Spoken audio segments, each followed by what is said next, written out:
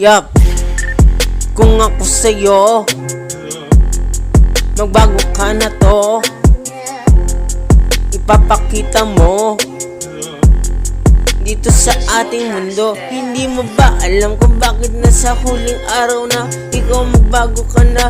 Huwag kang magpapadala kung ano ang nakikita mo, huwag mong intindihin. Maniwala ka sa taas, sa kanyang idiringgin. Ang problema mo, huwag yung pag nasasaktan ka na, unting-unti na lang iyong nadadama pala. Imbis na magpakamatay, manalig sa Diyos na hindi ka mawalan ng pag-asa ng lubos, kasi kakapitan ka talaga pag hindi ka nananalig sa ating na Ama.